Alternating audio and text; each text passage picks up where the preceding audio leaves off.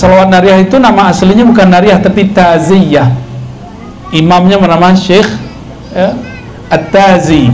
Salawat disebut salawat At-Taziyah. Lama-lama sama orang Indonesia jadi salawat An-Nariyah. Itu jin punya tubuh juga, nama tubuhnya tubuh api. Anasir tanahnya nggak ada. Yang paling lengkap di muka bumi, di alam semesta itu tubuh manusia. Ada apinya, makanya bisa marah Habib. Habib bisa marah Habib? Ini Habib loh kita tanyain, Habib bisa marah Habib? Sering tuh. Kalau lagi marah panas nggak Habib? Ada kompor Habib? Nggak ada kompor dalam badannya, tapi kok bisa panas? Berarti ada energi api dalam tubuh kita. Itu. Salaman sama guru sejuk, merinding. Itu ada air dalam diri kita, air keberkahan, ma'ul haya. Mengalir, karena yang mengalir itu air. Energi api juga mengalir, maka kalau kita ada orang tengkar jangan deket-deket, karena panasnya lengket ke badan. Di situ setan namanya dasim bisa lengket ke badan. Ini yang membuat orang bisa tengkar, rumah tangga bisa pecah, ya.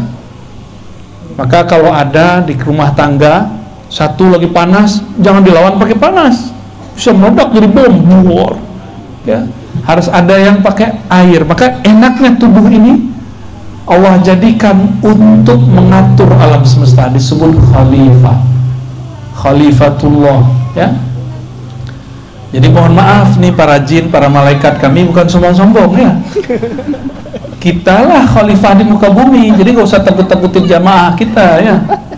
Antum gak usah takut sama jin, gak usah takut. Kalau takut tuh sama preman gitu, baru takut kita, sama orang jahat. Ini yang lucu, jamaah takutnya mau udah mati. Orang udah mati kok takut, waras gak? Yang takut tuh sama orang hidup, digerayangin ntar. Coba tidur dekat kuburan, gak bakal digerayangin. Tidur dekat kita, wah gawat.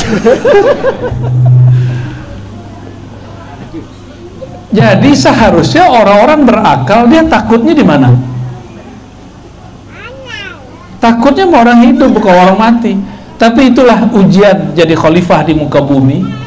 Maka syaitan itu biasa nyerupain dengan muka yang paling menakutkan. Ya, jin iseng. Kata jin, lo sotoy razi katanya. Ya tahulah dikit-dikit ya, bocoran langit. Baik, jadi diri kita ini, tubuh kita ini, tubuh yang sangat sempurna. Seharusnya kita ini gak usah takut. Nah, Nabi Muhammad dibawa itu, karena di dalam diri ini ada karakter-karakter rendah. Nah, itu dibersihkan semua dari Nabi Muhammad SAW. Waktu beliau masih kecil, umur 7 tahun, itu dadanya diambil, ada 2 darah hitam, dibersihkan. Hitam yang pertama itu sifat kehewanan, hewan ternak. Sifat hitam yang kedua itu buas dan syaitaniyah, ada di situ. Dibersihkan dari kalbu Nabi Muhammad SAW. Maka Nabi itu nggak pernah lagi bersyahwat seperti kita bersyahwat. Nabi kalau berkeinginan, keinginannya geraknya dari rohaninya. Kalau kita masih karena mata ini jelalatan, ya. Benar nggak? Benar ya? Antum bisa nggak Habib cinta sama orang yang belum dilihat? Sulit bayangin ya? Nah, itulah. Itu bukan hanya cerita di kitab-kitab itu. Ada, saya baru ketemu ada orangnya dijodohin, belum pernah lihat. Dijodohin sama seseorang, sama kiainya, belum pernah lihat sama sekali. Tahu-tahu cuanteknya. Cantik versi dia, bukan versi aneh. Nabi Muhammad SAW itu dibersihkan waktu kecilnya. Ketika beliau dewasa, beliau ini umur 40 berdakwah terang-terangan. Nah, ini terjadi 3 tahun sebelum pindah ke Madinah. 10 tahun di Mekah, atau di riwayat di kitab ini ada nyebutin 13 ya? Ada 13, ada 10 tahun. Kita ambil 13 tahun. Berarti setelah 10 tahun beliau di Mekah berdakwah, umurnya sekitar 50 tahun. Kalau versi yang riwayat 10 tahun, umurnya 47 atau 48 tahun. Kolbunya dibersihkan kembali. Tapi nggak dibersih-bersihkan amat, karena sudah bersih.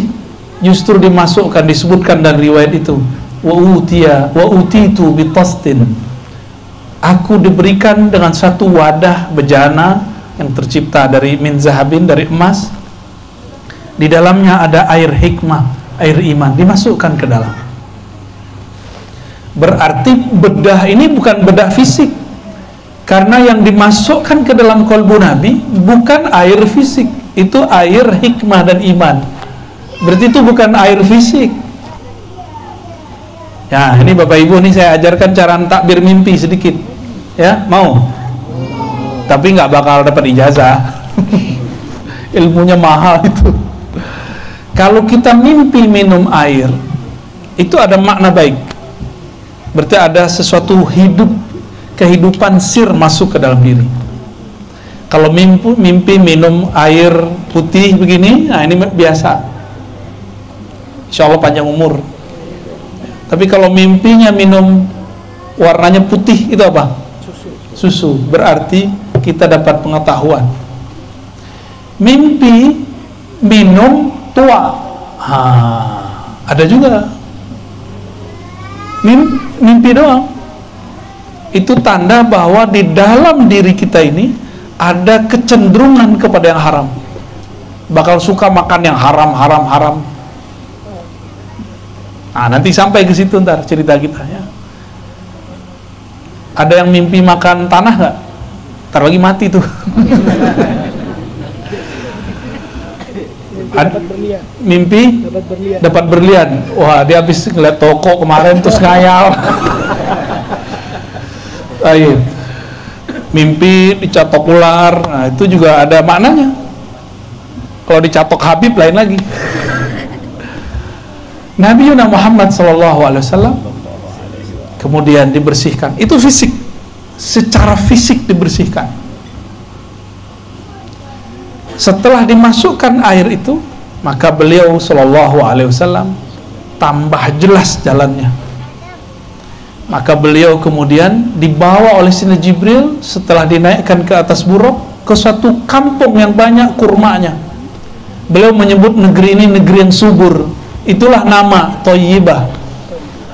Thayyibah, ardun Thayyibah, artinya negeri yang subur. Itu Nabi yang kasih nama waktu Isra. Apa kata Nabi? Tiba-tiba aku dibawa ke satu negeri yang sangat subur, Thayyibah. Tiba-tiba inilah yang akan menjadi tempat, aku dikabarkan inilah tempat hijrahmu. Dalam ilmu kewalian ini disebut penandaan. Jadi wali-wali itu suka nandain tempat dengan doa-doa, zikir-zikir, istighosah, itu penandaan. Apa kata Sayyidina Jibril? Sholat di sini, hai Muhammad. Nah, sholat 2 rakaat. Maka penandaan yang kuat itu pakai sholat 2 rakaat, menandakan bahwa ini wilayah akan ditempuh oleh baginda Nabi Muhammad Sallallahu Alaihi Wasallam. Benar, cuma 3 tahun setelah Nabi sholat di situ, beliau hijrah ke negeri itu. Nah, makanya ini saran untuk para kiai, kalau dapat isyarat diberi tanah oleh siapa, sholat di situ 2 rakaat, habis itu pergi. Kalau jodoh kita dimudahkan Allah, kalau enggak pasti ada aja masalahnya. Ya, ini mengambil dari ilmu Rasulullah Sallallahu Alaihi Wasallam. Sama mau kerja, sholat 2 rakaat, minta ya Allah kalau benar mudahkan. Ya. Lalu Nabi Muhammad SAW dibawa ke tempat Nabi Musa. Di situ Nabi Musa sedang sholat di dalam kuburnya. Dalam Sahih Bukhari dikatakan, "Fa'idha huwa yusalli fi qabri." Aku tiba-tiba melihat Nabi Musa masih sholat di kuburnya. Sholatnya Nabi Musa beda cara dengan Nabi Muhammad SAW. Cara sujudnya belum sempurna. Yang sempurna itu sujudnya Nabi Muhammad Sallallahu Alaihi wasallam. Nah, ada ilmunya nanti cara sujudnya, syariat orang terdahulu ada. Ya. Apa maknanya? Para nabi, para wali di dalam kuburnya mereka masih melakukan proses ma'rifatullah. Itu sholat bukan sholat cari pahala. Orang udah mati masih cari pahala nggak? Orang udah mati masih dapat pahala nggak? Itu sholat apa itu? Itu namanya sholat ma'rifat, bukan sholat ibadat. Kalau kita ini sholat kita ibadat, cari pahala, bener. Tapi kalau di dalam kubur nggak ada lagi. Maka sholat ini sholat menambah ma'rifatullah. Jadi Nabi Musa selama dalam kuburnya menunggu kemunculan Nabi Muhammad SAW, sekedar ingin kemudian sholat di belakang Nabi menyempurnakan ma'rifatnya. Nanti kita coba lihat ya.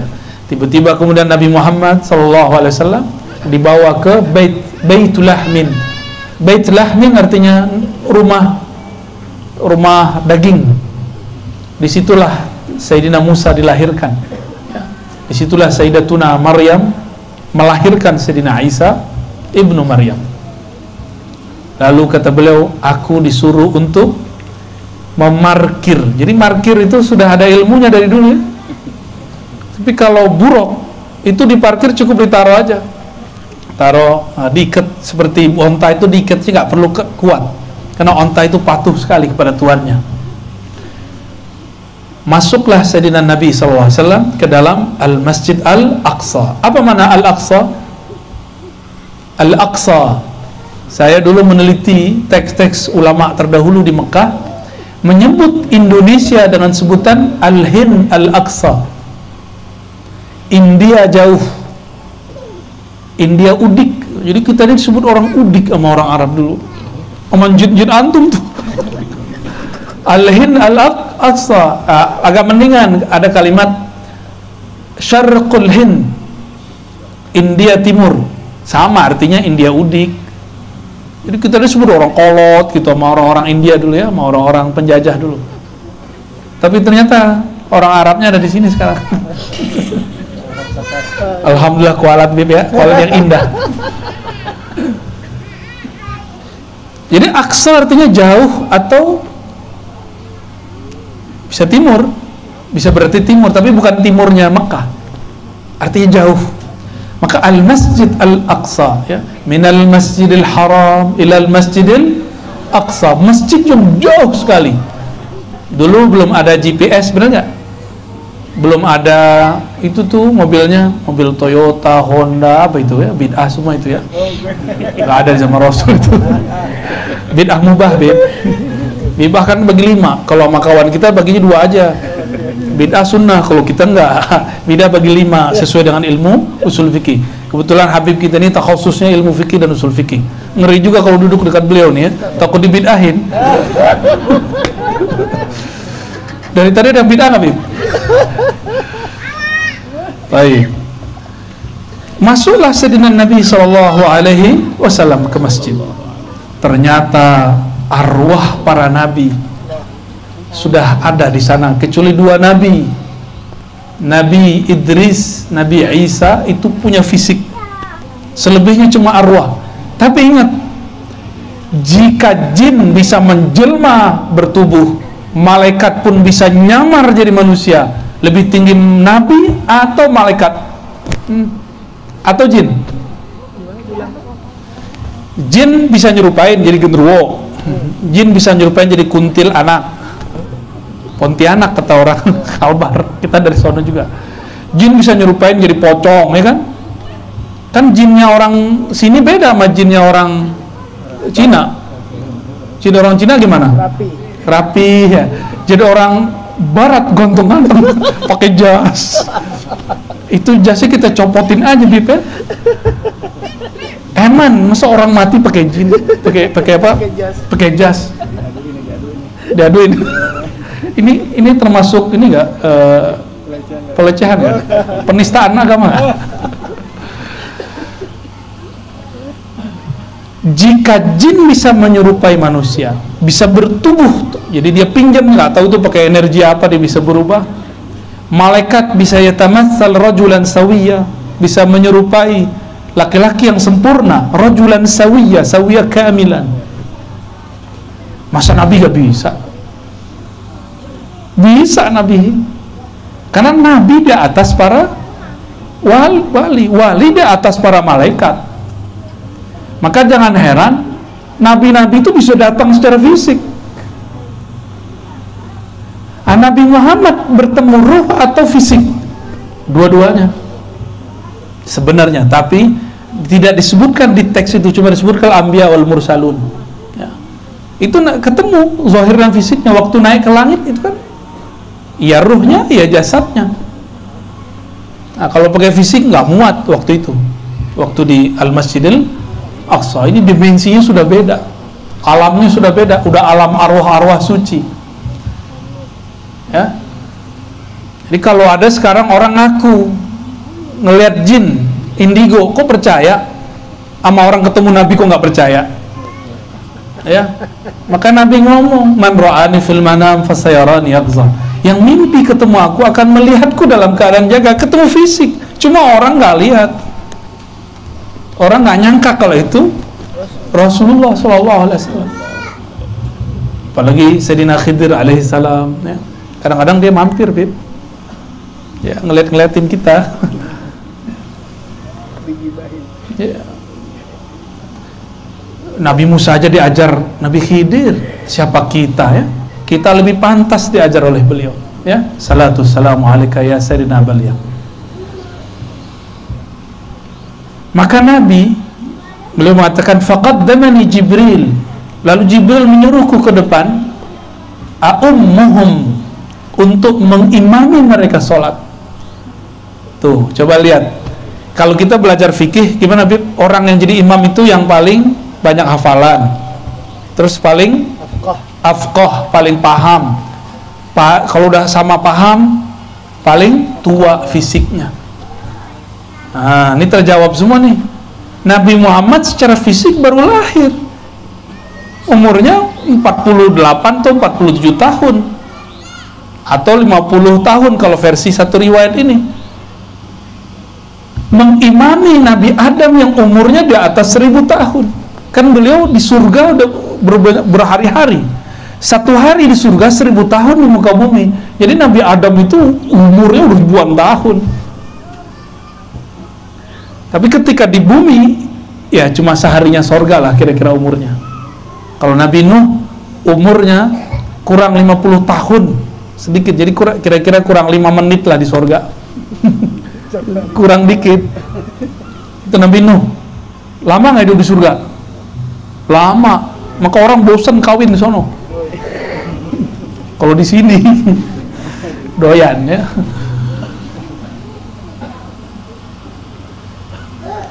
Ada tertawa telat.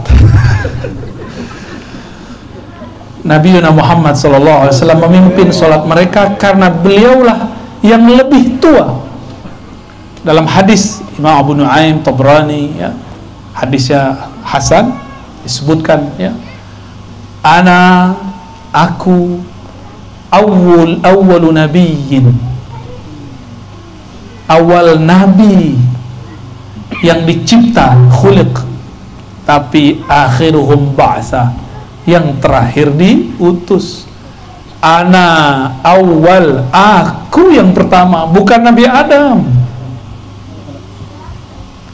Diutus Nabi Adam yang pertama. Jadi kalau orang bertanya, siapakah Nabi yang pertama? Jawabannya Nabi Muhammad. Tapi ke siapakah Nabi yang pertama diutus? Baru Nabi Adam. Ini harus dibenerin nih cara nulis. Apa di sekolah-sekolah kurang tepat cara nulisnya. Anak-anak kita harus, enaknya memang masuk pesantren sih ya. Cuma kan gak semua orang cocok masuk pesantren. Jelas, jadi awwalu nabiyyin bu'itsa, nabi pertama yang bu'its, yang diutus betul Nabi Adam. Di langit, di surga. Kalau di bumi yang pertama diutus Nabi Nuh. Beda lagi. Nah, ajaran sesat gak, Bib? Tolong tegur, Bib ya. Beliau pertama Nabi. Berarti pertama di alam mana? Ternyata kejelasannya ada di riwayat Tirmizi, pengarang kitab ini. Ya ada di sini, ada di hadis ini. Apa kata beliau? Ketika sahabat nanya, ya qalu, kata Abu Hurairah, mata wajabat lakan nubuwah? Kapan ditetapkan engkau sebagai seorang nabi? Jawaban beliau apa? Adam baina ma'in wa tin. Adam belum ada, aku udah jadi nabi. Begitu ngomong nggak sombong loh. Itu ngomong tentang hakikat diri, itu boleh. Sesekali ini Pak Haji Rahman ini boleh ngomong, saya ini dewan. Nah, boleh sesekali. Tapi jangan tiap hari, kita juga bengah dengarnya. Sesekali dipakai itu. Nah, Nabi Muhammad sesekali pakai, tapi beliau lebih sering ngomong ana basyarum mislukum. Saya manusia biasa, saya bisa lupa kayak kalian. Nah, itu Nabi lagi acting namanya. Nabi itu masa bisa lupa, ya kan? Nggak ada Nabi lupa. Itu lupa dilupakan, sebuah Isra diisrakan. Nabi lapar, mungkin nggak percaya nggak Nabi lapar? Nggak percaya nih. Beliau ngomong innama, jadi ketika semua sahabat makan, dikasih makan sama Nabi, Nabi nggak makan. Satu kali 3 hari mereka nggak makan, Nabi kuat. Sahabat-sahabat dan jerit, wah Rasulullah, kami belum makan. Itu pemimpinnya Abu Hurairah tuh. Makanya ada orang salah paham tentang Abu Hurairah, dikira Abu Hurairah ini monster perut. Itu mereka sul adab sama Abu Hurairah. Abu Hurairah itu orang yang disayang Rasulullah Sallallahu Alaihi Wasallam. Santri beliau yang paling rajin lah. Ketika semua orang bekerja, kawin, dia nggak kawin-kawin dia. Meninggal Rasulullah baru dia nikah, baru dia kerja. Abu Hurairah bukan orang yang perutnya besar seperti yang diceritakan pembenci sahabat Rasulullah. Sayyidina Abu Hurairah datang ke Rasulullah, perut kami belum makan 3 hari. Nabi acting juga, ditaruh batu 2 atau 3, itu hadisnya sahih. Tapi di hadis yang lain, di mana kita tahu kalau Nabi ini lagi acting? Bukan Nabi ini suka memalsukan diri, enggak. Begitulah Allah nyuruh, dah Muhammad sekarang kamu seperti orang lapar beliau. Sekarang kamu seperti orang nggak perlu makan, kata Nabi. Innama saqani rabbi wa at'amani. Yang ngasih makan minum aku langsung Allah. Udah kalian makan semua, makan minum semua, aku nggak perlu. Jadi Nabi itu yang penting umatnya makan, beliau nggak makan nggak apa-apa. Itu Rasulullah Shallallahu Alaihi.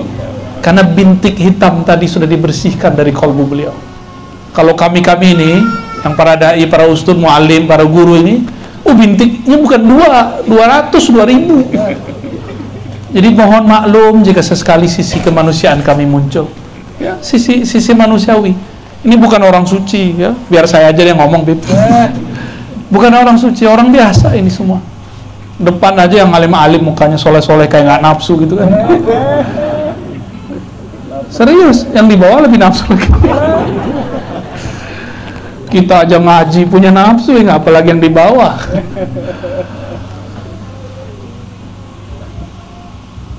Nabi sering disuruh begitu Sallallahu Alaihi Wasallam. Maka ketika beliau mengatakan aku sudah diangkat jadi Nabi, Adam belum dicipta, itu bukan sombong, itu namanya tahaddus bin ni'mah, ya. Akhir surat Ad-Duha apa? Coba bacain. Dia lagi murojaah nih, ayo bacain. Kalau Habib mesti hafal. Ayo. Akhir surat Duha. 1, 2, 3. Bi ni'mati rabbika fahaddits. Masa itu nggak hafal? Gimana mau masuk surga? Pernah masuk surga nggak pakai Ad-Duha, pakai la ilaha illallah. Cuma makom di surga 1 huruf Quran. Kalau hafal Wadduha sampai akhir kan makomnya tinggi tuh.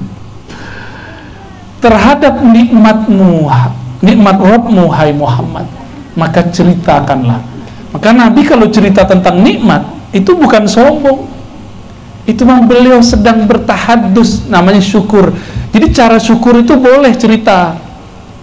Misalnya saya bilang nih, saya punya ini, alhamdulillah diizinkan, dititipkan Allah, itu boleh sesekali, itu yang sudah sering juga, ya. Nabi Muhammad SAW lebih tua dari semua para nabi, maka beliaulah yang pantas jadi imam. Paham kira-kira di situ? Selesai jadi imam, beliau keluar dari masjid. Sayyidina Jibril menyodorkan dua bejana, dua kendi, satu isinya tua, satu isinya susu. Karena sudah dibersihkan noda hitam itu, maka beliau memilih secara natural, secara fitrah susu, bukan memilih khamar. Apa kata Sayyidina Jibril? Engkau betul-betul sudah mengikuti fitrahmu. Berarti pembersihan yang tadi itu berhasil. Berarti benarlah ini Sayyidina Muhammad sallallahu alaihi wasallam. Ya. Kalau kita mira udah masuk surga tuh, Bib. Kayaknya di surga, kayaknya tua halal nih. Langsung kita minum kayak gitu. Ya. Setelah itu beliau mau naik. Maka di Masjidil Aqsa itu ada dua masjid kan, di situ ada Sakhra, ada satu lagi. Di situ ada satu batu tempat Nabi berdiri, itulah penghubung antara bumi dengan langit. Ini disebutkan seingat saya di kitab Tazkirah ya, tapi di situ nggak terlalu eksplisit. Bahwa semua orang nanti akan dikumpulkan di padang mahsyar pertama. Jadi bumi ini hancur lalu semua orang dibangkitkan. Ini sebelum naik ke padang mahsyar yang di sana ada mizan, di sana ada hisab, itu dikumpulkan di situ. Itu terminalnya, terminal terakhir berangkat. Di situ. Maka Nabi Muhammad, para zuriat beliau yang mewarisi ilmu beliau, para ulama, para kiai, para guru itu sibuk cari muridnya. Ketika semua orang mengatakan, nasibku gimana nih? Egoisme tuh. Para masyaikh, para kiai, para habaib yang memimpin umat mengikuti guru mereka, menjid mereka, Rasulullah SAW. Mereka mengatakan, ummati, ummati. Guru mengatakan, mana muridku, mana muridku. Begitu mereka. Jadi nggak mikirin kita, nggak mikirin dirinya, mikirin kita semua. Nabi Muhammad SAW diangkat di tempat itu. Itulah yang kita sebut kubah, apa namanya? Kubah Sakhra ya. Cuma mitosnya bercampur ya, wallahu alam, itu banyak cerita tentang itu. Ala kulli hal itu tempat memang kemudian girang diinjak oleh Rasulullah. Karena tiadalah satu batu Nabi injak kecuali batu itu bergetar. Ketika Nabi naik ke Gunung Uhud, itu kan batu semua merah. Itu bergetar langsung. Ya mirip-mirip orang kayak baru jatuh cinta, malam pertama disentuh ya menggigil. Oh ini lebih dahsyat lagi. Batu itu di semua benda ini ada ruh. Tapi rohnya beda. Ruh di kita ada lengkap. Di ruh kita ini Habib, ini lengkap sekali. Ada ruh Rabbani, ruh yang Allah tiupkan pertama. Nafaqtu fihi min ruhi, itu namanya ruh Rabbani.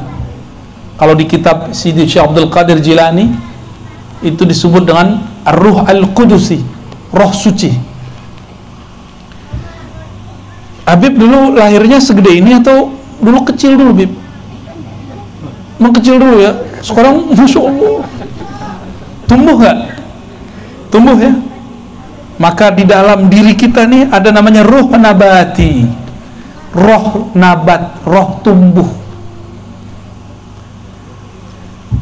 Tulang sudah nggak tinggi lagi, karena kalau tinggi tulang nambah terus, rumahnya Habib harus direnov terus. Maka Allah berhentikan itu pertumbuhannya. Namun rambut masih tumbuh, gigi masih tumbuh. Alhamdulillah gigi tidak tumbuh-tumbuh. Kalau ya setiap Jumat kita harus ngikir, ribet sekali. Jenggot masih tumbuh? Alhamdulillah ya. Kuku tumbuh? Ya. Cinta masih tumbuh nggak? Wallahu a'lam bishawab. Saya juga nggak tahu masalah itu ya. Namanya apa tadi? Roh nabati. Ya. Itu pohon sama. Maka kita ini bisa dialog dengan pohon, serius.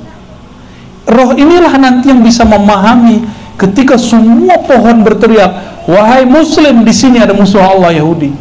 Itu roh itu. Kalau kita nggak melatih roh ini dari sekarang, rohnya pohon-pohon ngomong kita nggak ngerti. Ya, nggak ngerti kita kalau rohnya ngomong. Di dalam diri ini juga ada roh yang ketiga, namanya roh hayawan, roh hewan, roh hidup, ruhul hayat bisa disebut begitu. Dan ini sama yang ada di hewan, kucing sama. Jadi kucing punya roh ini, persis kayak kita. Bedanya dia tidak dapat Roh Kudus. Roh Kudus itu isinya kolbu, akal, dan ruh yang murni. Maka ketika Nabi injak itu ada roh yang lain, namanya ruh jamad. Apa arti roh jamad?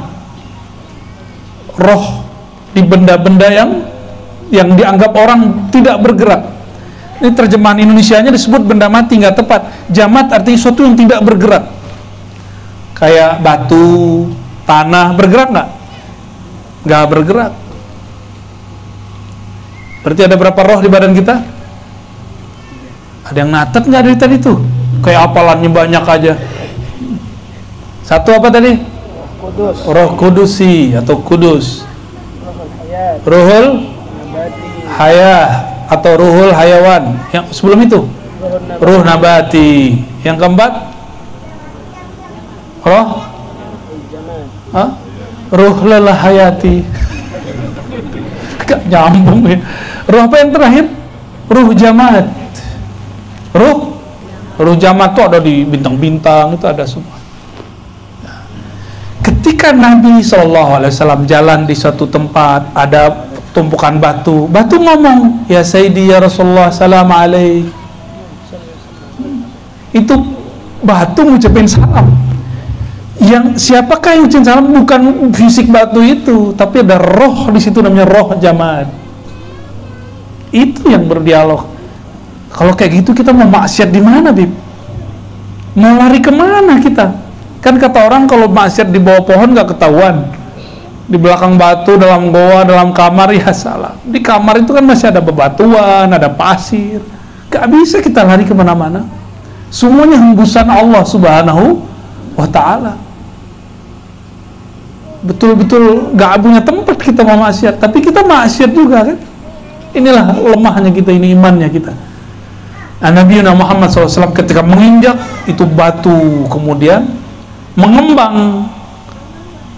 Entah dia mau naik, mau ikut Nabi, wallahu alam. Dalam riwayatnya simpang siur.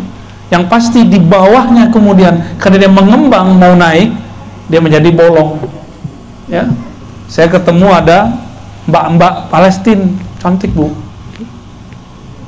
di dalam. Jadi waktu kita datang ke sana dia lagi di dalam.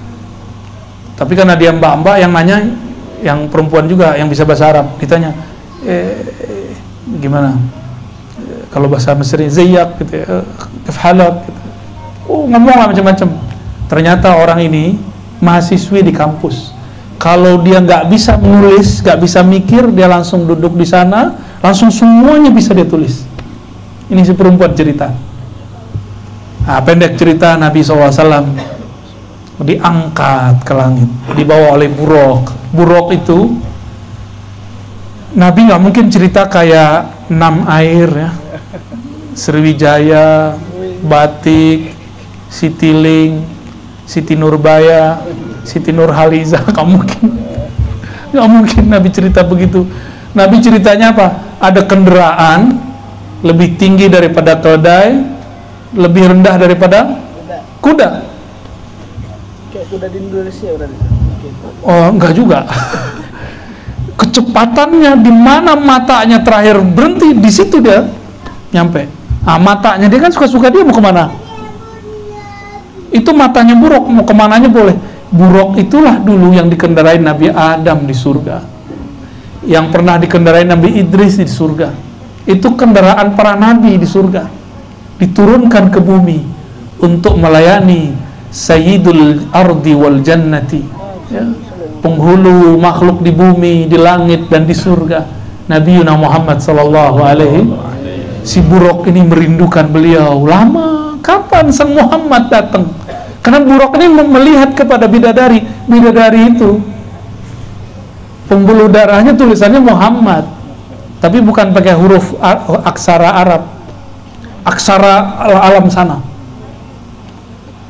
Jadi ketika nabi-nabi masuk ke surga, mereka melihat kok jidatnya, pembuluh darahnya itu pancaran nur tulisan Nabi Muhammad sallallahu alaihi wasallam. Ternyata Nabi Muhammad bisa ditulis dalam banyak aksara. Contoh, mim ha mim dal bisa ditulis M U H A M M A da, ya kan? Kalau orang Turki nulisnya Mehmet, beda lagi kan? Di Cina bisa lagi pakai apa? Di Korea beda lagi.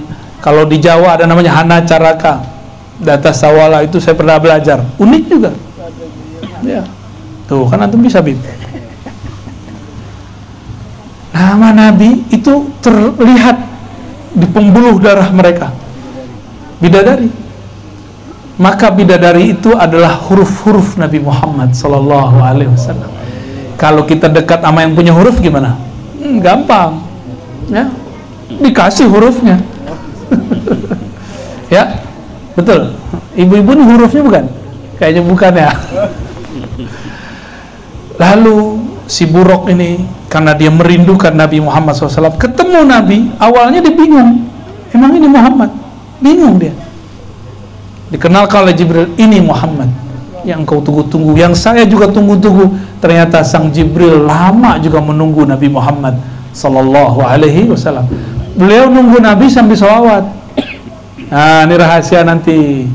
Ingat-ingat ya, kalau lagi nunggu ngapain, tunggu dengan sholawat. Tunggulah, habis itu ada keberkahan turun. Apa aja masalahnya.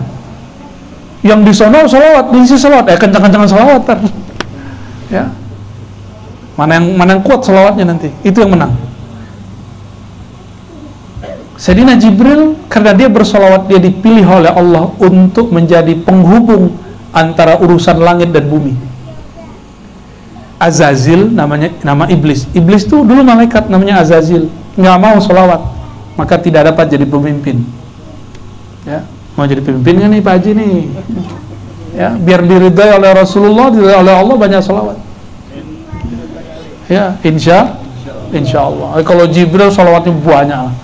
Angka-angka yang disebutkan itu cuma menunjukkan banyak, lebih dari itu.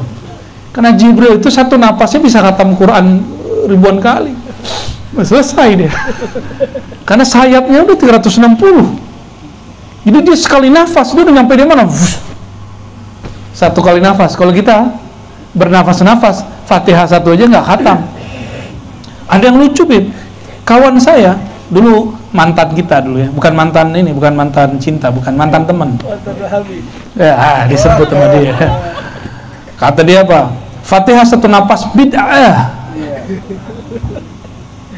Gitu ya. Cara bacanya gitu ya. Bid'ah. Ya, ternyata ini orang nggak belajar ilmu riwayat, bahwa dalam riwayat Ahlul Quran ada cara baca Quran satu napas. Dan sanadnya kepada Sayyidina Jibril. Jadi Sayyidina Jibril kalau mau terbang, dia baca Fatihah satu napas, langsung nyampe di langit ketujuh, dia langsung nyampe. Dongeng apa lagi nih Aros ini ya? Atau nggak percaya ya sudah. Itu Fatihah lebih canggih dari sayapnya Jibril.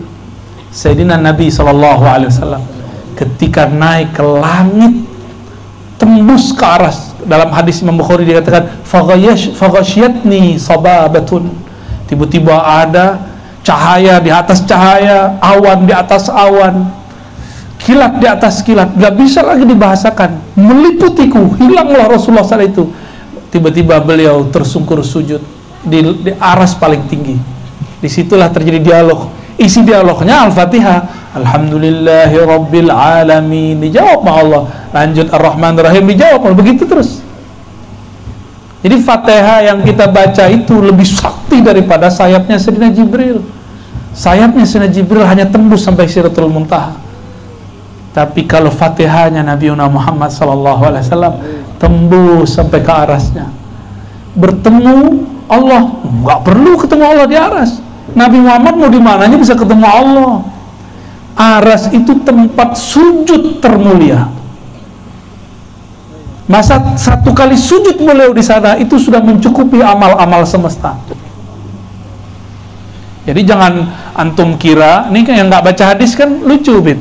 Dikira Nabi itu ngeliatin Allah begini. Allah, kamu cakep ya. Enak amat begitu. Itu mah di kafe kali. Ini aras bukan kafe, bro. Aras itu artinya istana singgasana Allah. Orang masuk singgasana nggak ada yang sok-sokan.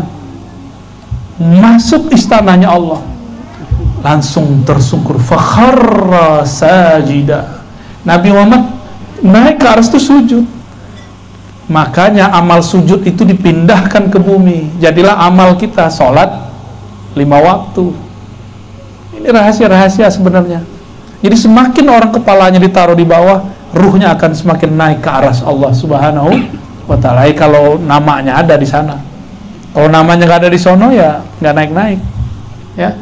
Jadi ke aras itu ketemu Allah atau sujud. Rasulullah mau ketemu Allah di mana aja bisa. Ya, kemana aja, di mana aja bisa. Di aras itu beliau sujud di Bait Ar-Rahmani, karena namanya Ar-Rahman 'alal 'arsis tawa. Allah yang Maha Rahman beristawa di atas aras, bersemayam di atas aras. Maka saya istilahkan rumah Baitullah yang ada di sana kan, ini replika daripada Baitul Haram, hitam-hitam. Baitul Ma'mur putih-putih, karena malaikat-malaikat semua. Sedangkan ini semua warna ada, tapi warna yang paling disukai Rasulullah adalah hijau. Maka Baitur Rahman warnanya hijau, hijaunya Rasulullah Sallallahu Alaihi Wasallam. Itu namanya Al-Bait Ar-Rahmani. Nah, guru saya ada seorang wali, kita ketemu, dia menyebutnya Al-Bait Al-Ahmadi atau Al-Bait Al-Muhammad. Ini istilah-istilah aja ya. Kalau yang berminat silakan dicatat, diingat-ingat. Ya. Ini ada rekamannya. Nah, nanti diputar-putar ulang. Nama-nama ini perlu diingat-ingat. Kalau masuk istana Allah, ada istana di dunia.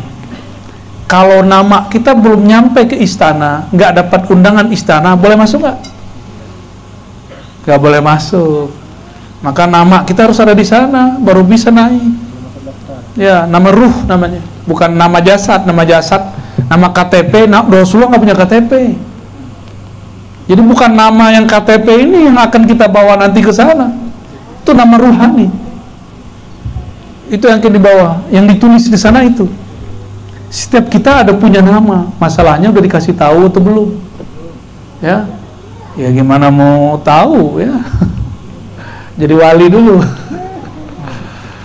Baik, Nabi Muhammad SAW naik ya. Jadi jangan dibayangkan itu tempat bertemu Allah, tapi itu tempat sujud tertinggi. Saya mau tanya, sholat di Masjidil Haram banding dengan sholat di Pangkalan Bun beda berapa? 100? Kalau Madinah, kalau Aqsa 500. Kalau Bait Al-Ma'mur itu bukan 100, 1 juta. 1 juta itu Baitul Ma'mur. Jadi 1 kali sujud di sana sama dengan 1 juta kali. Ini cuma angka-angka biar paham aja ya. Wallahu yudha'ifu liman yasha. Ya. Kalau sujud di Baitur Rahman, semua bilangan sujud alam semesta itu nilainya 1 kali sujud Rasulullah Sallallahu Alaihi Wasallam. Jadi Rasulullah ini kalau turun di bumi nggak sholat juga nggak apa-apa, tapi beliau masih sholat. Untuk apa? Contoh untuk umat. Beliau udah sholat, kalau di sana ngapain lagi sholat di bawah? Kan gaya-gayaan aja tuh. Sholat di bawah itu cuma hadiah buat kita. Jadi sholatnya Nabi itu bukan untuk beliau lagi, sholatnya beliau untuk kita. Karena kita ini sholatnya udah gak khusyuk, udah gak konsentrasi, sok suci lagi.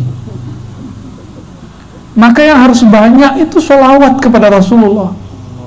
Jadi sholawat kalau akhir sholat itu bukan hanya Allahumma sholli ala Muhammad, kama shallaita ala Ibrahim, itu mah biasa. Banyak sholawat. Coba buka riwayat-riwayat itu, jenis-jenis sholawat yang bisa dibaca di dalam sholat. Saya kalau sholat sunat, saya baca sholawat yang panjang-panjang itu. Ada sholat Hashimiyah, Allahumma sholli ala sayyidina Muhammad dan Nabil Ummi.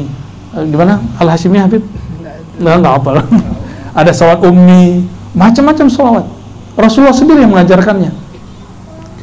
Di situ para ulama faham, para sahabat faham bahwa sholawat ini boleh dirangkum boleh diramu sendiri, tapi saya nggak berani. Sholawat yang kita pakai itu mesti turunnya dari sana. Ada yang lewat nabi, ada yang lewat malaikat, ada yang lewat ruh. Jadi nggak boleh buat wirid sendiri, bid'ah itu. Ya, ini bid'ah beneran loh ya. Baik. Saya nggak cerita tentang Nabi Muhammad bahwa sholat itu udah tahu semua ya. Itu udah tahu semua. Bener kan udah tahu semua? Mau diceritain lagi? Lanjut lagi dong. Oke. Ketika Nabi sujud di sana, Allah berkalam. Faradtu alaika wa ala ummatika khamsina rak'atan. Itu yang sahih. Ya, kalau di satu riwayat khamsina salatan. 50 kali salat. Tapi versi kami, ini ada satu riwayat lain, khamsina rak'atan, 50 rakaat. Sisanya sekarang berapa? Yang kita pakai sekarang berapa? 17. Bener? Coba, berarti sisanya lagi biar genap jadi 50. 33 kurang witir 11.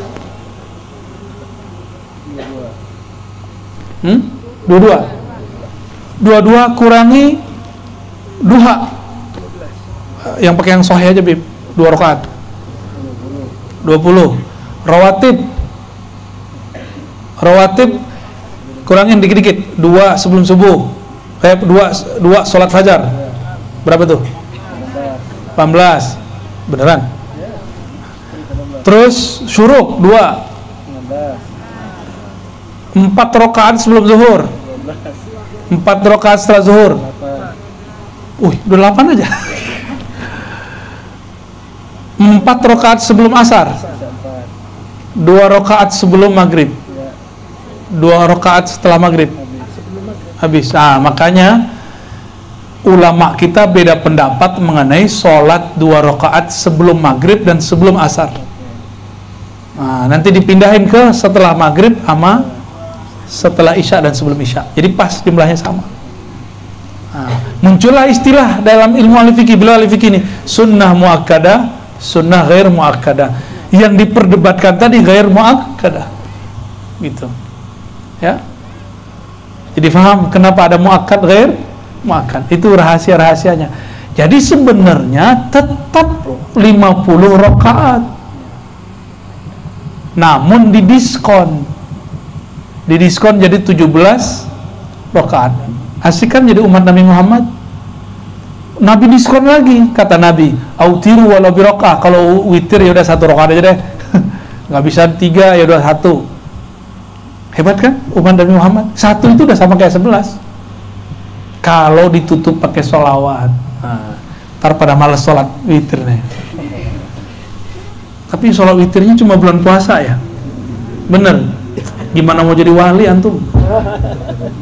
Innallaha witrun yuhibbul witra. Allah cinta kepada witir. Maka supaya dapat cinta Allah, berwitirlah setiap malam. Mau capek, mau gimana, ketinggalan qadha.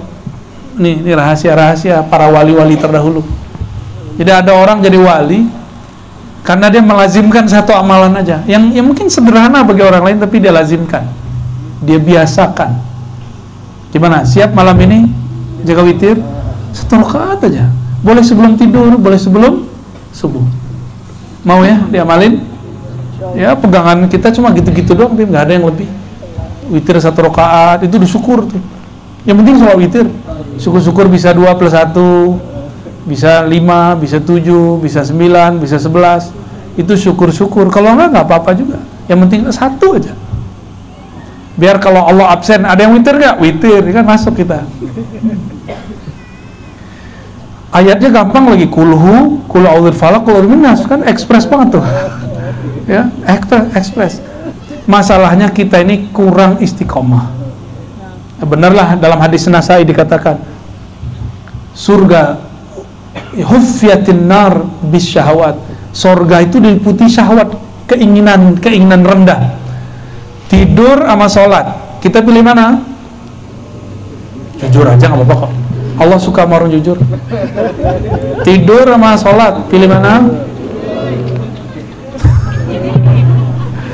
nonton bola katanya. Nggak nyambung. Enakan tidur kan? Enakan tidur. Itu yang ngomong syahwat. Tapi kalau kolbunya ngomong, enakan sholat. Beda tipis ya. Nah, kita ini makhluk syahwat atau makhluk yang berkolbu, itu aja bedanya. Kalau tidur, tuh kucing juga tidur. Tikus yang malam hari gak tidur tuh kalah kita sama tikus. Tikus malam hari itu beroperasi dia. Masya Allah, Masya Allah. Itu kalau tikus mau wirid aja jadi wali tuh. Cuma sayangnya dia nyolong tiap hari ya. Nyolong, ngangguin God, Masya Allah. Fuwaisikoh bahasa Arabnya. Allah Subhanahu wa taala mewajibkan 50 rakaat ya. Itu Nabi emang nggak ngerti Nabi, cuma ini ada namanya basa-basi. Turun beliau, ketemu Nabi Ibrahim diam aja. Ketemu Nabi Musa di langit ke-6, Nabi Musa nanya, apa nih oleh-oleh Allah nih gitu. Dijawab oleh Nabi Muhammad 50 rakaat. Hah? Umatku 2 rakaat aja nggak jalan, masa ente 50? Itu Nabi Musa lah yang ngomong ya, koplak juga ya. Ya, lucu gitu, Nabi itu lucu-lucu emang. Jadi Nabi itu sama mereka nggak kayak kita boyong Allah Akbar Subhanallah, nggak begitu. Masya Allah, tabarakallah, nggak begitu-gitu amat Nabi itu ya. Sesekali kita ngomong Masya Allah, tabarakallah, kadang-kadang kita ngomong Allahu Akbar, tapi jangan lebay, biasa aja ya.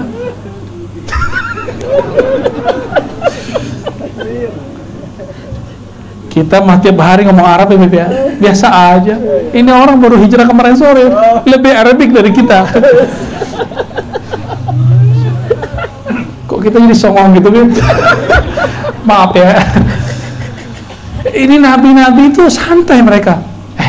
Muhammad, kamu ya, dari langit bawa apa? Dari arsy bawa apa? Kira-kira gitu. Jadi nabi-nabi ini kalau mereka ketemu itu sering tukar-tukaran kunci namanya, tukar-tukaran hadiah. Penasaran juga tuh, karena seorang nabi diberikan rahasia nggak diberikan nabi lain kecuali Nabi Muhammad SAW. Semua yang ada pada nabi yang lain ada di beliau. Akhirnya Nabi Muhammad kata 50, kebanyakan, naik no. Ini kalau ukuran Nabi Adam kan nggak sopan tuh, ya. Nabi Muhammad tuh lebih tua dari Nabi Adam, apalagi Nabi Musa, ya nggak? Kenapa kemudian Nabi Muhammad mau menerima saran Nabi Musa? Karena Nabi Musa gelarnya Kalimullah, yang berkalam-kalam dengan Allah. Itu makna ahli akidah. Kalau ahli hakikat ngomongnya begitu, Nabi Musa itu kalamnya Allah. Jadi yang ngomong saat itu bukan Nabi Musa, yang berbicara saat itu adalah Allah yang lewat lisannya Nabi Musa. Dipinjam doang tuh lisan Nabi Musa. Jadi Nabi Muhammad lihat, oh Allah yang nyuruh ke atas, berarti Allah nyuruh naik. Irja' ila rabbik, kembali kepada Allah, laporkan kalau ini nggak sang. Jadi Allah ini pintar sekali ya. Kadang Allah berbicara lewat pohon, lewat manusia, lewat imam, lewat Quran, lewat air, lewat orang susah, orang senang, lewat orang yang berkasus, lewat orang yang tengkar, lewat orang macam-macam. Allah berbicara dengan apa saja. Dan Nabi Muhammad mengerti, wah ini bahasa Allah nih, naik. Nabi Musa nggak bisa naik, Nabi Muhammad bisa naik suka-suka. Kira-kira gimana? Lebih ngerti Nabi Muhammad kan seharusnya. Nah, nanti di hari kiamat tuh Nabi Musa malu ntar tuh. Ya, kalau beliau nanti ketemu, ngapain saya suruh Nabi Muhammad balik ya? Tapi karena bukan beliau yang berbicara sebenarnya, maka Nabi Muhammad terima dan Nabi Musa pun berani. Ini rahasia-rahasia yang jarang diekspos ya dari dulu. Baru naik sampai kemudian sisa 5. Nah, yang kelima itu sudah Musanya yang ngomong, ya kalau perlu nggak ada sama sekali lah Muhammad, gitu ngomongnya. Nabi Muhammad lihat, wah ini bukan Allah lagi yang berkalam nih ya, yang berbicara Musa bin Imran, Rasulullah. Bani Israel punya Nabi Musa bin Imran. Nah ini lagi ngomong dia, kalau perlu nggak ada lah Muhammad. Itu kan nafsiyah namanya yang bicara. Sisi dirinya. Dia sayang ke umat tapi bawa sisi dirinya. Apa kata Nabi Muhammad? Aku malu kepada Allah. Gitu. Maka makom al-haya, ini makom Nabi Muhammad sallallahu alaihi wasallam. Jadi kenapa kita sholat 5 waktu? Karena kita malu kepada Allah subhanahu wa ta'ala. Udah terlalu banyak Allah ngasih. Jadi besok-besok jangan males lagi sholat, malu. Ini contoh, kita ada kerja bakti, semua orang datang. Masa Pak Haji Rahman nggak mau datang? Gimana Pak Haji Rahman? Nggak mau datang? Pasti ngomong gini, malu Pak ini datang, Pak ini datang, gitu kan? Begitu nggak kita? Kita kalau ada kerja, ada acara bersama, nggak datang, kita ngomong ke keluarga, malu si Anu datang, masa saya nggak datang? Orang yang sudah membawa rasa malu masuk ke dalam ruhaninya, maka ibadahnya jadi ringan. Sholat subuh yang tadi males kayaknya, itu langsung jadi semangat. Masjid kayaknya rame terus tuh ya.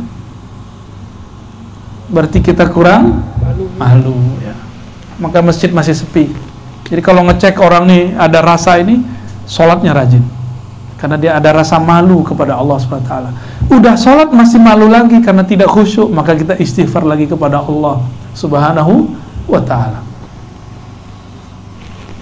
Udah? Belum sampai. Belum. Mau diterusin? Terus lagi. Lalu turunlah beliau. Nah, tadi saya belum cerita. Di langit pertama siapa? Jadi turun cuma ngeliat saya hello aja, assalamualaikum gitu ya. Nah, sekarang kita ulang, kita putar kasetnya dikit ke belakang ya. Ketika naik ke langit pertama bertemu Sayyiduna Adam, Jiddul Ajdad ya, Abul Aba, bapaknya semua manusia, Nabiuna Adam. Nabi Adam itu langsung tangan tubuhnya diciptakan langsung Allah yang menciptakan. Kalau kita ini sudah ada campur tangan orang tua. Nabi Adam langsung, makanya dia nggak punya ayah, nggak punya ibu. Sayyidatuna Hawa punya ayah, nggak punya ibu. Ada yang hamil nggak masa itu? Nggak ada ya? Tapi kok bisa ada Sayyidatuna Hawa? Ada ayahnya Adam tapi nggak ada. Makanya ini syariat boleh ayah menikahi anak itu cuma Nabi Adam. Cuma Nabi Adam, nggak boleh yang lain. Nabi Isa ada ibu nggak ada ayah.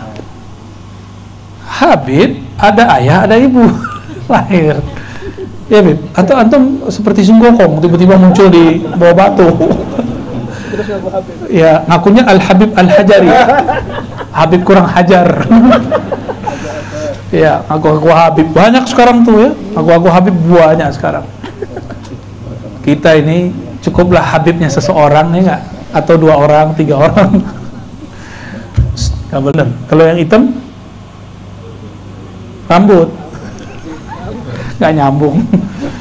Obrolan orang dewasa. Baik. Di langit berapa tadi? Langit kedua. Di langit ketiga ketemu Nabi Allah yang paling ganteng. Nabi Allah Yusuf. Ya mirip-mirip Habib lah hidungnya. Nabi Allah Yusuf, kalau ibu-ibu ini lihat lupa sama suami bu, serius, lupa sama suami. Apalagi kalau suaminya udah nggak ada. Itu kita bisa stres tuh ngelihatnya. Lah, bini gue lupa sama kita. Bisa stres kita ngelihatnya. Dijawab-jawabin. Itu perempuan kalau ngeliat Nabi Yusuf lupa napas. Lupa kalau tangannya lagi gores-gores. Yaqta'na aydihunna, gores-gores jari-jarinya. Nggak sampai putus, tapi udah luka-luka. Pedicure apa namanya? Pedicure. Rusak semua itu jari-jarinya rusak semua. Ternyata Zulaikha diisukan di kota besar di Mesir bahwa Zulaikha jatuh cinta kepada anak angkatnya. Cemen amat gitu, jatuh cinta kok sama budak. Zulaikha dengar, dikumpulin semua ibu-ibu arisan. arisannya bawa tas yang bagus, kan ibu gitu ya. Ya biar yang lain jiper. Tahu jiper nggak? Ya. Biasa kalau laki-laki kan bawa tas bukan untuk itu. Kalau perempuan biasanya bawa pernak-pernik supaya yang di samping kirinya mundur. Katanya segitu, benar nggak Bu? Enggak ya, nggak salah maksudnya. Itu semua ibu-ibu yang kaya-kaya, istri-istri para pejabat, mereka gosipin bilang, ini kan Zulaikha yang jatuh cinta sama Yusuf, budak dia. Kan aneh, nggak level banget, menjatuhkan strata para istri pejabat. Sama Zulaikha, dengar, kalian belum tahu, saya ini bisa begini, udah bisa hebat, udah bisa napas, udah hebat. Ya.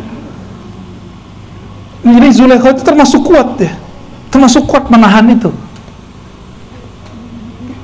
Kalau ibu-ibu mungkin langsung meluk lagi ketemu Nabi Yusuf, gak akan kuat. Dipanggil lah, sup, ambilin dong itu apa air buat ibunda gitu ya. Labbaik, kata Nabi Yusuf, dianterin. Tapi sengaja Nabi Yusufnya di seberang sana, beliau duduk di ujung sini. Maka jalanlah seperti peragawan. Ceng. Itu semua perempuan seperti slow motion. Geraknya tuh kayaknya dunia itu berhenti. Semuanya lupa. Sampai-sampai mereka dapat ilmu debus tanpa perlu dapat ijazahan dan talqin zikir. Sakti langsung ya. Kalau ngeliat kita kan ibu-ibu masih garuk-garuk aja karena dapat semut ya. Tuh dari tadi pada masih ya maklum muka Ucup bukan muka Yusuf. Kalau nama Yusuf bener itu, kalau kita ini Ucup. Allahumma sholli ala sayyidina. Nabi Yusuf selesai dia balik. Apa kata mereka? Baru mereka sadar ngomong, ini bukan malaikat, ini bukan manusia, ini malaikat. Ini lebih cakep dari malaikat kok. Malakun karim. Karim itu nggak ada cacatnya. Semua dari tubuhnya itu semuanya memberikan keindahan, memancarkan cahaya keindahan. Itu karim. Itu karim yang tak ada batas kalau memberi sesuatu. Pergi Nabi Yusuf, baru semuanya mereka sadar. Tuh, tahu kalian kenapa saya bisa begini, bisa gila sama Yusuf. Gila nggak tuh? Nabi Yusuf ditarik sarungnya, ditarik baju di sebelah robek, karena kukunya kan panjang kan, pedikir. Ya, kok dia bisa bertahan bertahun-tahun, itu sudah hebat. Maka Zulaikha ini imannya sebenarnya kuat aslinya, cuma itu khilaf. Dia lagi khilaf ya. Maka di akhir hayatnya kan Allah kembalikan itu. Zulaikha udah gak mau lagi masih bersiapa. Dia zikirin cuma Yusuf gitu aja terusnya. Sang perindu. Katanya di Kalimantan ada bulu perindu ya, ngeri juga tuh. Langit keberapa lagi? 4. Ketemu di situ Nabi Idris. Ada satu yang saya lupa. Nabi Muhammad ngomong. Nabi Muhammad itu tidak masih menyembunyikan kegagahannya. Kata beliau, Jamalu Yusuf nisfu jamali. Gagahnya Yusuf itu baru separuh gagahnya aku. Jadi 1/4 keindahan alam itu ada pada muka Nabi Yusuf. 1/2 kecantikan kegagahan alam semesta ada pada wajah Nabi, tapi disembunyikan Allah. 1/4 yang lain Allah berikan untuk dunia dan akhirat. Ya, 1/4 itu satu titiknya dunia, selebihnya akhirat. Jadi kalau Nabi adalah makhluk terindah, maka sebenarnya Nabi itu lebih indah dari surga. Maka antum itu nggak usah repot-repot mikirin masuk surga. Berpikirlah bagaimana nama kita masuk dalam qalbu Nabi Muhammad SAW. Caranya bersolawatlah kepada beliau. Jangan berhenti-berhenti solawat kepada beliau, supaya nama kita masuk ke dalam taman-taman qalbunya. Karena beliau, keindahan alam semesta ada di beliau. Surga itu gak ada nilainya kalau gak ada Nabi Muhammad SAW. Itu bidadari meludah ke muka bumi, harum semua alam ini. Bayangkan air ludah Nabi direbutkan oleh para sahabat karena sahabatnya melihat keindahannya Nabi. Jadi tidak ada satu sisi pun di tubuh Nabi yang buang oleh mereka. Nabi ngeluarin darah, sahabat melihat itu lebih indah daripada jigongnya bidadari. Paham nggak tuh? Kalau jigongnya istri ya maklum lah, ya maklum manusia kan. Maaf, ya. Ini apa? Alarm nih, nyuruh berhenti. Saya alarmnya kayak gitu, Bib. Jadi kalau di sini sudah mulai ada nyut-nyutannya, dia mulai berzikir, tinggal 5 menit 10 menit, nggak boleh lebih. Jadi Nabi Muhammad adalah Jamal. Inilah yang disyairkan orang, ya Jamalu, ya Jamalu. Antum nih habis dengar kalam ini, kalau nggak bergetar dengerin syair itu, kasidah itu, berarti belum kenal juga dengan Rasulullah SAW. Jadi kita kalau baca ya Jamalu, ya bisa harusnya nangis merindukan Rasulullah SAW. Maka semua yang ada di alam ini, indahnya pohon, itu percikan dari beliau semua. Itulah maksud tadi, bahwa urat-urat pembuluh darahnya bidadari itu nama Nabi Muhammad. Maksudnya keindahan mereka adalah pancaran huruf-hurufnya Nabi Muhammad Sallallahu Alaihi Wasallam. Kalau perempuan bumi ya enggak, yang jangan disamain ya, enggak boleh disama-samain. Dulu ibu gadis kan Bu, dulu. Sekarang udah jadi nenek-nenek kan? Harus terima Bu. Harus terima ya. Nggak apa-apa, tapi roh kita seumuran Bu, insya Allah ya. Nanti di surga, insya. Kalau masuk, kalau nggak masuk selamatin. Biar lapor manjid antum bid. Langit keempat ketemu Nabi Idris. Idris itu dari bahasa lama Suryaniyah, berarti Nabi pembelajar. Maka beliau yang pertama menemukan huruf-huruf dan angka-angka. Beliaulah yang kemudian menjadi nama di Yunani, namanya Hermes. Jadi Hermes itu nama Nabi. Maka filsafat Yunani bukanlah buatan Yunani, tapi itu ajaran para Nabi. Sebagian yang kemudian ada perkembangan, ada pertambahan, ada kekurangan, ada perubahan. Ini seperti ahli kitab lah. Jadi saya ini dituduh sama orang, ente ini ahli filsafat, jadi ustad. Lah saya ngaji hadis lebih lama dari filsafat. Saya ngaji hadis 15 tahun. Filsafat cuma 4 tahun, lapangan mana? Kira-kira ini lulusan filsafat apa hadis? Dua-duanya. Itu yang benar, Beb ya. Antum sahib ya. Langit keempat, maka langit keempat ini simbol pengetahuan. Kalau ada ruhani-ruhani wali naik ke langit keempat, itu biasanya kalau turun dia jadi kiai, jadi profesor, jadi doktor, jadi muallim. Walaupun dia nggak sadar. Jadi orang-orang alim sekarang itu ruhaninya di sana sebenarnya. Jadi imamnya itu Nabi Idris. Apa gimana ayatnya? Wa rafa'nahu makanan 'aliyya. Aku angkat makomnya karena dia ahli ilmu. Nabi Idris. Uniknya Nabi Idris sudah pernah mati, lalu dihidupkan lagi, itu masih tubuhnya bumi yang masuk ke sana. Ya, Nabi Idris alaihi salatu wassalam. Langit keberapa? 5. Ketemu Nabi yang jenggotnya paling panjang. Jenggotnya para kiai ini nggak ada apa-apanya ini ya. Kurang bid'ah ini. Saya maksudnya. Ya, jenggotnya beliau itu panjang sekali. Sampai ke pusernya. Panjang nggak tuh? Panjang sekali. Makanya ketika Nabi Musa marah, gergetan ditarik. Kalau antum gimana cara nariknya? Kurang panjang, Bib. Yang bisa toh, bisa no. Oh, nggak ada lagi ya. Maskernya yang bisa ketarik. Itu Nabi Harun. Nabi Harun ini orang yang jadi Nabi dan Rasul berkat persaudaraan. Ini rahasianya. Nabi Muhammad itu mengangkat kita di akhir zaman jadi saudara semua. Bener gak? Apa kata Nabi? Aku rindu ketemu saudara-saudaraku. Maka orang yang disebut saudara oleh Nabi pasti dia wali. Karena udah gak ada Nabi lagi. Di masa Nabi Harun, Nabi Musa ngomong, ya Allah, lidahku rusak, cacat dikit, kira-kira begitu. Saudaraku orasinya bagus, kalau ngomong ceramah menggelegar, tolong angkat dia membersamaiku. Langsung diangkat jadi Nabi dan Rasul. Jadi dia angkat jadi Rasul dan Nabi itu bukan dengan request amalan. Sama jadi wali juga begitu. Kita nggak akan jadi wali karena zikir 70.000, nggak bakal. Itu untuk makanan jiwa. Wali itu urusan ruh. Ruh itu pilihan Allah, suka-suka Allah ngangkat. Nah, ini yang kita peringati di malam ini juga. Abah guru sekumpul, ya. Ruhaninya bukan karena beliau rajin beramal, enggak. Tapi karena rohaninya dari kecil itu sudah dipilih oleh Allah Subhanahu wa ta'ala, ya. Semoga Allah angkat derajatnya di alam sana. Untuk beliau kita bacakan surah Al-Fatihah.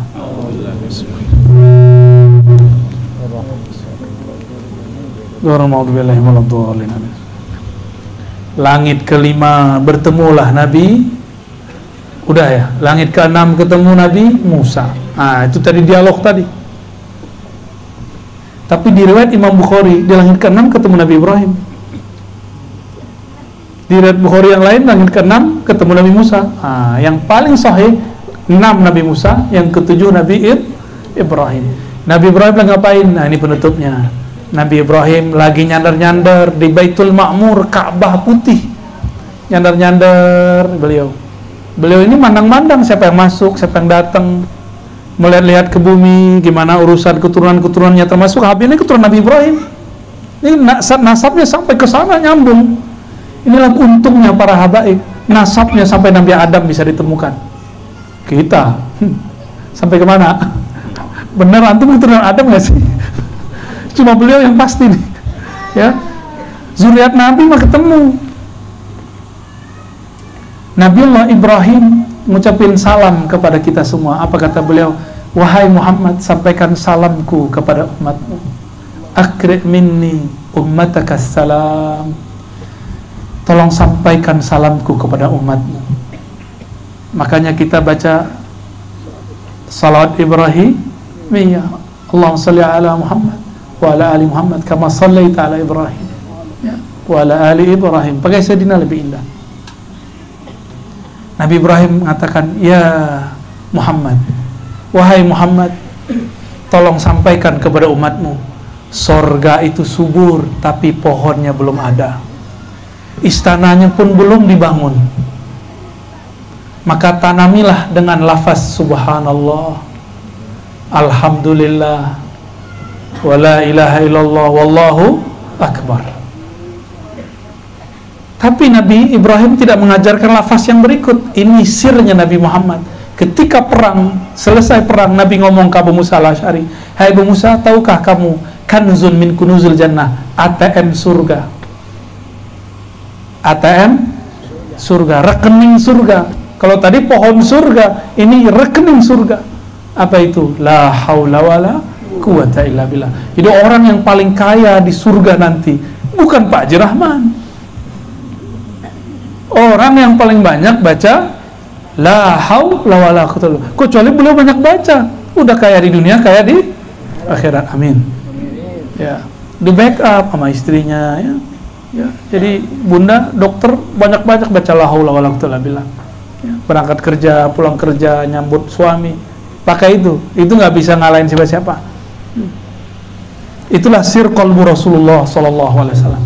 Jadi setiap nabi itu punya wirid. Nah, Nabi Ibrahim wiridnya subhanallah, alhamdulillah, wa la ilaha illallah, wallahu akbar. Wiridnya Nabi Muhammad la haula wala. Pakai la haula wala, semua itu ke bawah. Karena dia punya ATM. Ya. Mana nih bahannya mau buat surga, mau buat istana nih. Dicek dulu la haula wala dia berapa. Kalau bernilai tinggi, langsung dia bisa beli semua yang ada itu. Jadi di sana nanti ada tuker-tukeran. Kayak kita transaksi di sini mirip-mirip juga, ya, mirip-mirip lah. Maka jamaah yang dimuliakan Allah, ini oleh-oleh Mi'raj, oleh Isra, ya. Udah banyak kan dari tadi? Ya udah simpulin sendiri ya. Mau disimpulkan? Kita buat kesimpulan pendek lah. Oleh-oleh Nabi Ibrahim kirim salam.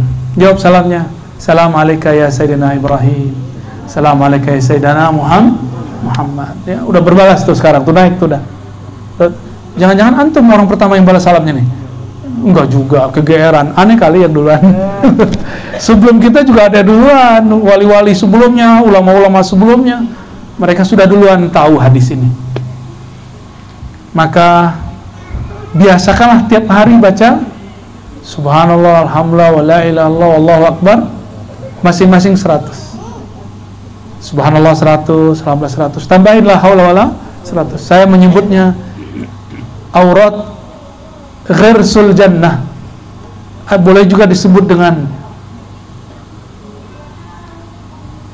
maqalidus samawati wal ardh. Saya menyebutnya maqalidus samawati wal ardh. Diambil dari ayat Al-Quran surat Syura, ya. Lahu maqalidus samawati wal ardh. Lalu sahabat Ibnu Abbas mengatakan itulah kalam Nabi Ibrahim. Ya, mari amalkan. Jadi hidup beramal itu sederhana. Ceramah juga sederhana, ya, nggak usah aneh-aneh kita. Beramal sederhana. Ya, ngaji kan kita biasa-biasa aja. Saya kalau ceramah juga nggak kowar-kowar. Tapi alhamdulillah pada nggak tidur kan? Ada yang tidur ya. Kalau ruhnya hidup ya aman insya Allah. Ya. Dan yang terakhir, sholatlah dengan rasa malu. Malu karena Allah sudah banyak memberi. Insya Allah sholatnya nanti semangat. Sholatnya itu akan ada getaran. Itulah khusyuk yang sebenarnya. Bukanlah khusyuk itu diperjalankan kemana-mana, dibawa ke alam mana, itu mah biasa. Ya, khusyuk yang sebenarnya merasa malu karena banyak diberikan oleh Allah Subhanahu wa Ta'ala. Barangkali itu udah jam 12 kurang satu setengah jam. Alarmnya sudah bunyi. Semoga semua yang hadir diberkahi oleh Allah Subhanahu wa Ta'ala. Langit jadi saksinya, itu bulan lagi bersembunyi malu jadi saksinya. Ya, awan-awan, pohon-pohon, pasir-pasir, semua jadi saksi. Ayo angkat tangannya. Allahumma ya Allah, sholli ala sayyidina Muhammad. Ya Allah, sampaikan salam kami kepada Nabi Muhammad. Ya Allah, jadikan semua yang ada di alam ini, awan-awan di langit, bulan, bintang-bintang, tumbuhan-tumbuhan, pasir yang kami duduki, jadikan saksi bahwa kami cinta kepada Nabi Muhammad SAW. Izinkan nama kami, nasab kami, ayah ibu kami, orang yang hadir malam ini, namanya ada di kolbu Nabi Muhammad SAW, di kolbu orang yang dialah pemilik surga yang sebenarnya, kekasih engkau Nabi Muhammad SAW. Ya Allah, kami tidak layak masuk surgamu. Mata kami siang tadi banyak maksiat ya Allah, telinga kami bermaksiat ya Allah, hati kami bermaksiat ya Allah. Tapi kami hanya punya satu modal ya Allah, modal kami cinta kepada Nabi-Mu, kekasih-Mu. Terima cinta kami ya Allah. Sama-sama baca. Assalamu alayka ya Sayyidi ya Rasulullah.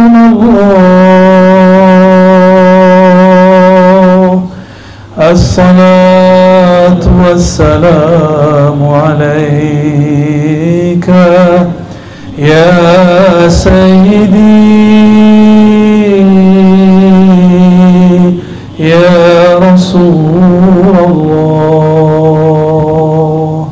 Ya Allah, sampaikan salam kami, wahai baginda Rasulullah. Terima kami jadi umat Engkau, terima kami jadi orang yang mengikuti Engkau, terima kami jadi kekasih Engkau. Jangan lupakan kami ketika kami wafat. Jangan lupakan kami ketika kami masuk ke alam barzakh. Jangan lupakan kami ketika dibangkitkan. Cari kami ya Allah, masukkan kami dalam lafaz ummati, ummati. Ya Sayyidi ya Rasulullah. Salawat kami pun tidak pantas Engkau terima, tapi rahmat Allah yang ada di kolbumu membuat kami pantas untuk diterima. Terimalah kami dengan rahmat Allah di kolbumu, ya Sayyidi ya Rasulullah. Sekali lagi kita bacakan salam tu Nabi. Assalatu wassalamu alaik ya Sayyidi ya Rasulullah.